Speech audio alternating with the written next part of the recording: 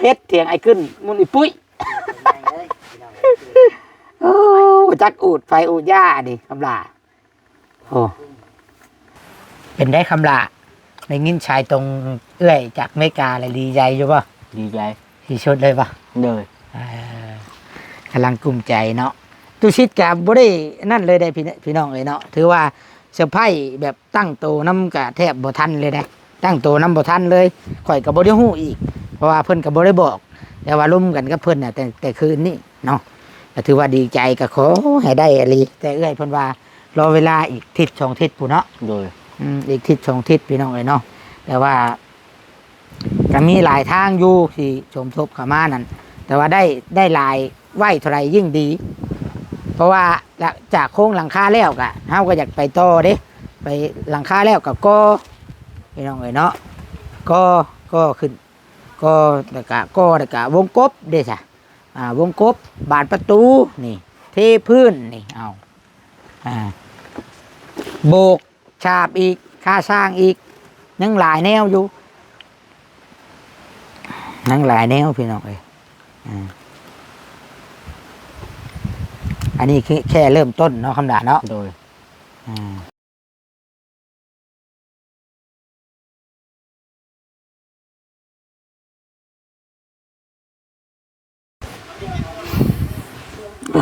ตัว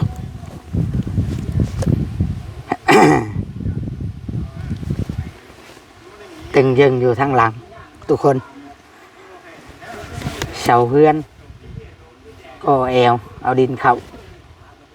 สำเร็จเป็นที่เรียบร้อยสำเร็จเสร็จสิ้นพี่น้อง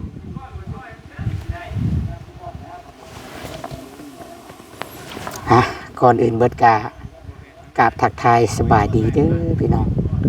สบายดีเลยสวัสดีพ่อแม่พี่น้องผู้รักผู้ใหญ่เอื้อยอ้ายหมู่เพื่อน FC ที่เขาลบลักที่หน้าหักของตู้ซิดเบิ้สุขุสุคนพี่น้องเนาะพบพ่อกันกับตู้ซิดปันสุกอีกแล้วพี่น้องคลิปนี้เนาะพบพ่อกันทุกคนเลยเบิ้งจังโมงเลยเดี๋ยวนี้ตอนนี้นะเป็นเวลาเที่ยงได้พี่น้อง12 โมงก็ยังบ่ได้กินฮอดข้าวน้ำครับเนาะถือว่าบุกนักลุยแหลกก็ว่าได้มีอาวุธสำใดก็ใส่เพื่อว่าอยากให้ท่านนั่นแหละพี่น้องเพื่ออยากให้คำลาได้รับการช่วยเหลือ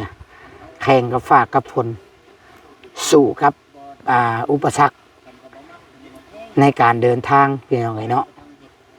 เดินทางมาคือว่าเนี่ยเพื่ออยากให้สำเร็จเพื่ออยากให้เฮือนซานของคำลาถึงเป้าหมายพี่น้องเนาะอันต่อไปก็คือโครงหลังคาเนาะพี่น้องเนาะที่ว่าเราต้องการที่สุดงบก็คือว่าถ้าเป็นเงินบาทก็50,000 บาทผู้ใดพี่น้องเนาะก็แต่ว่ามีข่าวดีเด้อพี่น้องเนาะคือทุกคนได้ยินตามคลิปที่เราได้เฮ็ดออกไปเนาะกะทางเพิ่นว่าให้รอเวลาก่อนเนาะก็ถือว่าเป็นข่าวดีก็แล้วกันเนาะถึงว่าเงินสิบ่ได้ก็เป็นท่าทางที่ดีข่าวดีนั่นแหละเฮาก็เชื่อมั่นในในผู้หลักผู้ใหญ่เพิ่นว่ามาชายตรงจากอเมริกาพี่น้องกินนี่หั่นเนาะตุชิดก็แทบตั้งโตน้ำบ่ทันเนาะในกะคำลาก็แทบตั้งโตน้ำบ่ทันรวมเบิดทุกคนนั่นแหละพี่น้องตั้งโตน้ำแทบจะบ่ทันเนาะกะตอนนี้นะก็คือว่าแหละถ้างบนั่นเฮามีหลายเท่าไรยิ่งดีพี่น้องถ้ามันเหลือจากโครงหลังคาเฮาก็เอาไว้ซื้อแนวอื่นซื้อปูนซื้อแห่ซื้อทรายยังก่อได้ซะเฮาก่อนี่เด้ยังปูนแห่ทรายแล้วก็มียังพี่น้องประตูบานประตูวงกบมียังต่างๆฮะเด้เนาะมันบ่ได้อึดแต่เฮาสิเฮ็ดได้พี่น้องเนาะเพื่อฮอดยามแล้งนี่เป็นไปได้คันมีงบก็ปรับหน้าดินเอารถมากวดมาปรับนี่โอ้ยให้มันละมันเพียงกัน เนาะเพออันเอาดินเข้าได้ยิ่งดีมันต่ำได้ดินคำลานะพี่น้องมันเป็นหนองสะแม่นความกี้คันว่าเฮาก็แต่เอาขึ้นมาแต่ก้อนเดียวนะมันพอดีน้ำท่วมพี่น้องเลยเนาะพี่น้องโอเคพี่น้องปะเดี๋ยวตุสิสิพาเข้าไปหาคำลาไปนั่งดินนั่งหัวน้ำกันอีกคลิปนึงพี่น้องเลยเนาะพอดีดีมุกดีใจทำได้พี่น้องเลยเดี๋ยวพี่น้องเดี๋ยวกลับกล้องหลังเบิ่งน้ำกัน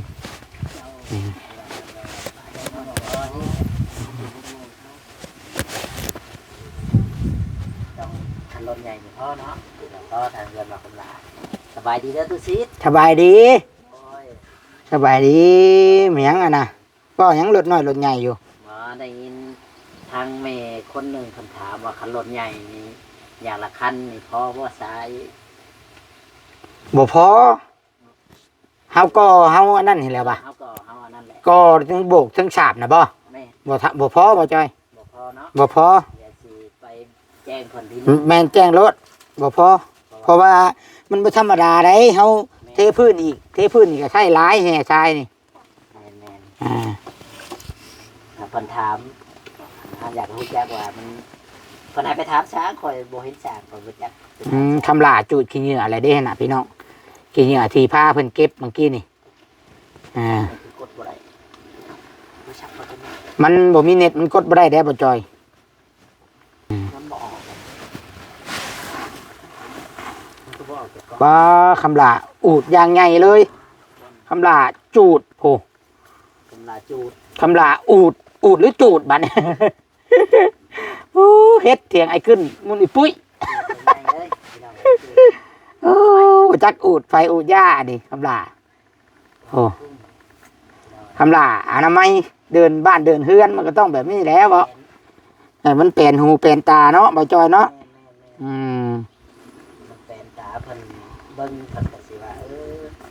สวยงามแบบรู้ดินเนี่ยนะมันก็สะอาดสะอ้างเนาะยามเก็บเอา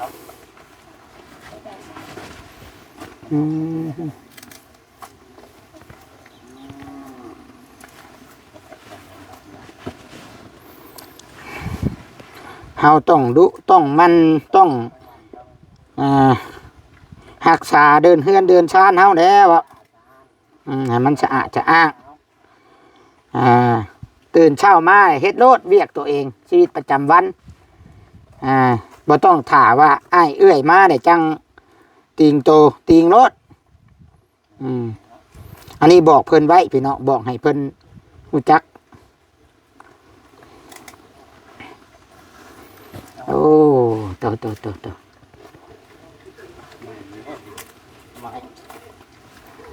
เฮ็ดเทียงไอ้ขึ้นควันกุ๊บ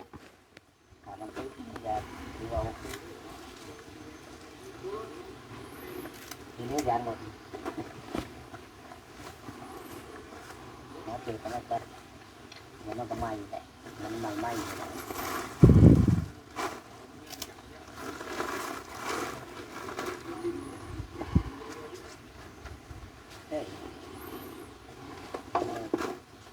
ยานหมดเลย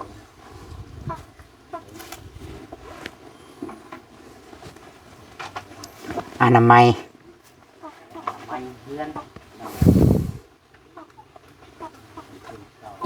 เอาระวังตกได้ไหมเจ็บบ่ห่านเป็นยังไงนะอยู่ตู้อยู่แล้วอย่าให้ตาผลนะบ้านอายผลนายยังใครตัวน้อยตกตั้งพี่น้องเลยตกตั้งตัวซื้อให้ไหมนี่พลาดหัวไปถือแดงไปน่ะหัวแดงไปน่ะจมูกคิ้วแตกแห้งบ่สบายแห้งมีแต่แนวเจ็บพังเบิ้งพี่น้องเลยคันว่ายังบ่เศร้าคันยังเป็นอีกแหละเพราะว่ามันหลายเทื่อเลยเด้หลายเทื่อเลยเป็นเลยเศร้าบ่เป็นเลยเศร้าซักยามื้อนึง2 มื้อมากินยาเศร้าซักอันแบบว่าตอนไปซักมาได้เศร้าบัดเบิดพิษยา2 มื้อเลยเป็นอีกย่านพี่น้องบ่แม่นว่าอันนั้นดอกย่านเป็นคือ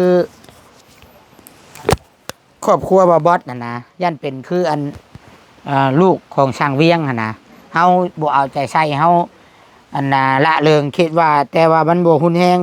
งนี่ย่านได้บัดมันเป็นมาบาดเดียวมันอันตรายเนาะคือว่าได้คำลากอะมีอยู่บ่รถ ผม รถก็บ่มี โดย สิพาลูกไปกวดในเมืองในนาก็บ่มีรถ โดย เว่าเรื่องงบบ้านนี่พี่น้องคันเฮาไปเข้าคลินิกเข้าโรงพยาบาลเข้าห้องหมอที่ว่ากวดเฮากับบุติเพื่อนได้คู่มือนี่การใช้จ่ายการจ้างพนักงานการจ้างแพทย์หมอเงินเดือนมันก็สูงและนี่ค่าใช้จ่ายเฮามันก็จะสูงเพิ่มขึ้นพี่น้องไปเทื่อนึงมันบ่ได้หลุดแล้วครับคันคือคำลานี่อยู่บ้านไกลเพื่อการเดินทางเพื่อค่าน้ำมูกน้ำมันค่ารถค่าล้างมันก็ตกบ่หลุดแล้ว3-4 ล้าน4-5 ล้านเด้3 ล้านนี่ยังต่ำข่อยคิดว่าพี่น้อง200 เหรียญพี่น้องเนาะเพื่อกวดอีกเพื่อค่าหืดค่ายาอีกเนาะอันนี้ว่าค่าใช้จ่ายเด้ในการเดินทางก็ยังบ่มีครับบ่มีรถ โดย โทรศัพท์มีอยู่บ่ หมูมี บ่มีโทรศัพท์กะ โดย นั่นแหละสิติดต่อหากะยังคืดอุกได้พี่น้องเป็นไปได้ตุชิดน่ะอยากให้ใช้อยู่โทรศัพท์แต่ว่าโทรศัพท์นี่มันมีผลเสีย2-3อย่างกับผลดีก็มีผลดีก็เวลาเฮาติดต่อหาก็ง่ายเวลาเข้ามาเฮาเข้ามาบ่ได้ก็ให้คำลาเอารถไถออกไปรับเอารถไถพอเสิร์ชนะโทรหาง่ายไปมาง่ายหรือว่าคำลาเป็นหยังลูกเป็นไข้หาที่เพิ่งบ่ได้ก็โทรหาเฮาก็พาไปผลดีผลเสียก็มีได้บัดนี่ผลเสียย่านหันนี่มันมี2อย่างได้ใช้โทรศัพท์คำลามันมีผลดีกับผลเสียผลเสียนี่1ย่านเอาลูกบ่อยู่ลูกสิติดโทรศัพท์สิแอบเสียคนไหนจังน้อยลิ้นโทรศัพท์ติดโทรศัพท์นี่เสียคนแบบโอ้ยอะไรกระตุ้นติดโทรศัพท์งอมแงมเลยแหละซ้ำผู้ใหญ่ติดยาพุ่นแหละคำลาแล้วบัดนี้คือพ่อบัดนี้ผู้เป็นพ่อบัดนี้มีผลเสียคือกันคันลิ้นบ่เป็นใช่ไปในทางที่ผิดกับผิดแต่คิดว่าคันได้โทรศัพท์นี่สิควบคุมได้อยู่บ่ฮะได้บ่ ได้อยู่ คันมี โดย สิบ่เสีย เชื่องไว้ สิบ่เสียคนบ่ เชื่องไว้ เชื่องไว้ โดย ต้องลิ้นเป็นยาม โดย เดินไปได้ก็เฮาบ่สอนให้ลูกเฮาลิ้นเลยโทรศัพท์นี่ดีที่สุดเพราะว่าสิเป็นเด็กน้อยอาจจะใจคันลิ้นโทรศัพท์นะบ่ได้ใจแล้วเราคัดเราได้พี่น้องเอ้ยคือลูกตุชิดก็ยังอุกอยู่แต่นี่แต่ว่าให้เบิ่งแต่ยามกินข้าวเวลากินข้าวนะต้องยั่วต้องให้เบิ่งคำลาคือลูกอ้ายก็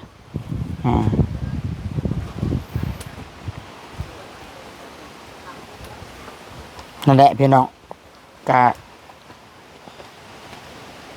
ก็อยากให้มีแหละโดยรวมก็อยากให้คำลามีส่วนว่าสิเสียคนหรือบ่เสียเบิ่งเอาเนาะถ้าเบิ่งเอาแต่ว่าตอนนี้ก็ยังบ่มีโทรศัพท์ก็คือเป็นไข้ได้หนาวเจ็บเป็นเอ็นอุ่นหรือว่าเป็นหันเป็นนี่เฮาอยากประสานงานก็ยากอยู่พี่น้องเนาะ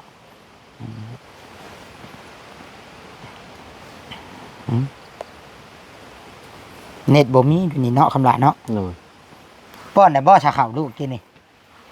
ฮะ น้องบ่ กินบ่ข้าวแม็กคือบ่ป้อน ตามบ่กิน ชิ้นลูกนะคือบ่ลงมาป้อนเราป้อนมึงดูกินข้าว กิน เด้อ ข้าว มันจังบ่ได้ชักยาได้บ่เลยได้ไปชักยาได้เป็นไข้นะ ซึ่ง นั่งลงข้างลงนี่นั่งลงถ้ากินข้าวนี่นั่งลงมันจังบ่ได้ชักยานั่งลงนั่งนั่งลงจนในร่มน่ะตกน่ะนั่งลง พอป้อนมา นั่งลงเอาลูกนั่งลง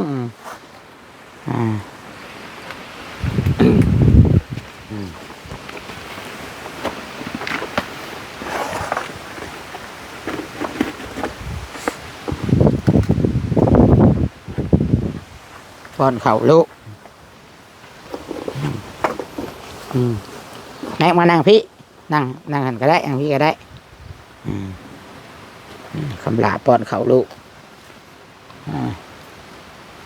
อันนี้กินแหละขันป้อน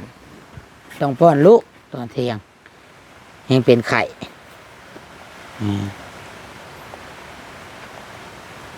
กินข้าวกินข้าวอันจังมีแห้งบ่กินข้าวก็บ่มีแห้งแห้งเป็นไข่อยู่กินข้าวแล้วกินน้ำ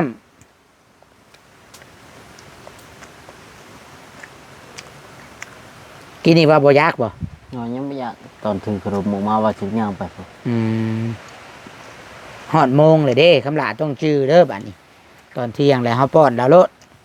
หนัวลูกกินเด็กน้อยมันบ่ได้อยากกินได้เฮาบ่หนัวเว้าอ้อยเอาเด้อเฮ้ยจนจ้อยเฮ้ยแต่ข้าตกน้ำมา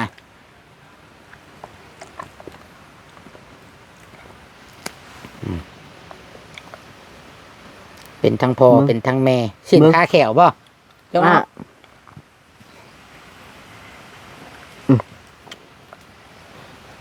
เห็ดคำน้อยๆเนี่ยเห็ดคำใหญ่หลาย เล่าน้อยๆยังเห็ดคำใหญ่เล่าเลยเนาะโอ้กินกับชิ้นงัวข่าวบ้องเฮียนแม็กข่าวบ่มี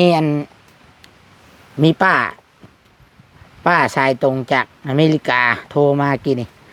ให้คำลาเอาลูกเขาเฮียนเพิ่นสิชื่อเครื่องนุ่งชื่อปึ้มชื่อบิ๊กชื่อโชว์ให้แจ้งมาคำลากับพาลูกย่างไปแล้วเฮยพาไปแล้วเฮยให้เราลึกกับบุพึ่งปะไปสังเกตเบิ้งยันลงน้ำลงในเด้กระผากไปนำเขาเอื้อยเพิ่นเด้เอ้ยมวยเด้หมออ้ายได้เข่าเลยบ่หมอข้างเตียงยังเขาน้ำจุดนี้เด้จุดนี้กับปีหน้าก็สิเอาเขามืดก็น้ำตะวันเข่ารถมีหมู่เข่าแล้วไปอยู่ดอกเครื่องเข่าเฮียนมาอย่างนี้เลยปึ้มบิ๊กโชว์มีเลยโอ้มีดูเบิ้งติดแขวบ่ให้เรายกก่อน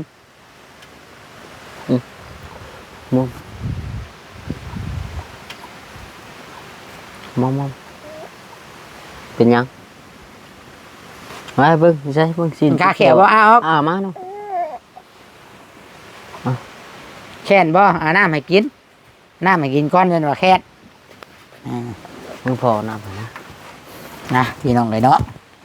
เดี๋ยวสินั่งบังก้อนบัดนี่เพราะว่าถ่ายลายกะบุรีถ่ายเล็กน้อยน้ำนี่เป็นยังบังไว้อิ่มเลยบ่อิ่มได้ไหมให้ลุงป้อนบ่ฮะกินน้ำดิกินไม่น้ำนะกินแม่กินน้ำใช่บ่สบายเฮ้ยเนาะเล็กน้อยบ่สบายนั่นก็จะได้ไปซักยาได้จะตายแบบพี่แล้วเป็นได้คำละในงิ้นชายตรงเอื้อยจากอเมริกาเลยดีใจอยู่ป่ะดีใจที่สุดเลยป่ะเลยกำลังกลุ้มใจเนาะตุชิดกับบ่ได้นั่นเลยได้พี่น้องเลยเนาะถือว่าเซอร์ไพรส์แบบตั้งโตน้ำกะแทบบ่ทันเลยได้ตั้งโตน้ำบ่ทันเลยข่อยกับบ่ได้ฮู้อีกเพราะว่าเพิ่นกับบ่ได้บอกแต่ว่าร่วมกันกับเพิ่นน่ะแต่คืนนี้เนาะก็ถือว่าดีใจก็ขอให้ได้อะไรแต่เอื้อยเพิ่นว่ารอเวลาอีกทิศ2ทิศปู่เนาะโดยอีกทิศ2ทิศพี่น้องเลยเนาะแต่ว่าก็มีหลายทางอยู่ที่ชมทบเข้ามานั่นแต่ว่าได้หลายไหวเท่าไรยิ่งดีเพราะว่าจากโค้งหลังคาแล้วกะเฮาก็อยากไปต่อเด้ไปหลังคาแล้วกับก็พี่น้องเลยเนาะก็ขึ้นก็แล้วก็วงกบเด้จ้ะวงกบบานประตูนี่เทพื้นนี่เอาโบกฉาบอีกค่าสร้างอีกยังหลายแนวอยู่ยังหลายแนวพี่น้องเลยอันนี้คือแค่เริ่มต้นเนาะคำด่าเนาะโดยว่ายังบ่ได้นี่ใต้ก็ได้ยังใส่ประตูขันบุญโบราณอะไรขันได้ชั้นนั้นกันยังดีอยู่ได้เนาะคำละโดยมันบ่โดยพอได้อยู่เทิงหรือว่าเป็นไปได้ก็ห่วยโบกฉาบทาสีเรียบร้อยงามเนาะโดยเพดานบ่ใส่ก็ได้เนาะโดยบ่ใส่ก็ได้เพดานพี่น้องเลยก็หลายคนก็ถ่าเบิ่งถ่าชมติดตามตุชิดก็ขอบบุญขอบคุณหลายๆพี่น้องเลยกับคำลาถือว่าเฮามามื้อนี้เฮาก็ ได้เอาข่าวดีมาต้อนมาฝากแม่FC แล้วก็เบิดทุกคนนั่นแหละพี่น้องไอ้เนาะถือว่าเป็นข่าวดีก็มันมาบ่ได้พี่น้องไอ้เนาะจังสิได้มามันหลุดเฮ้ยพี่น้องไอ้เนาะก็อย่าเพิ่งลงอย่าเพิ่งลืมกันเด้อพี่น้องเด้อเนาะกับฝากทุกคนนั่นแหละพี่น้องฝากแม่ FC ทุกคนคอมเมนต์มาให้กำลังใจเนาะให้กำลังใจตู้ซิดในเด้อพี่น้องเด้อเอาอย่างใดกะบัดนี้อ้ายสิได้ออกเมื่อก่อนได้คำลาบัดนี้เด้อมันคำเลยพี่น้องเนาะ ย่างเหรอย่างเอาเลยครับอันทีมงานเอารถจักรมาอยู่เด้บางทีก็จะให้ทีมงานแล้วออกไปชงเนาะให้ทีมงานออกไปชงนี่แหละคันว่าบ่มีไผมายังว่าแต่เก่าน่ะหาคำลาให้คำลาเอารถไถออกไปชงพี่น้องเนาะโดยตุสิทธิ์ก็ต้องขอบบุญขอบคุณเด้อบาดนี้สุดท้ายนี่ขอบบุญขอบคุณหลายๆ FC ผู้รักผู้ใหญ่ทุกคนทุกท่านที่คอยติดตามรับชมแล้วก็เป็นกำลังใจให้ตุสิทธิ์เนาะแล้วก็คำลาจังใดก็ขอให้บุญคำนำสู่บรรจุทุกคนคนเจ็บจะได้ความไข่จะมีผู้ใดที่เบิ่งคลิปแต่ต้นจนจบที่คอยติดตามรับชมมาตลอดก็บุญคำนำสู่แหละอยู่ดีมีแห้งร่ำรวยบรรจุทุกคนพี่น้องเลยเนาะสบายดีบ้านพี่น้องเลยสบายดีไหมสบายดีป้าลุงไหมดีป้าลุงไหมชึ่งเลยเป็นอันชึ่งเลยพี่น้องบ้านชึ่ง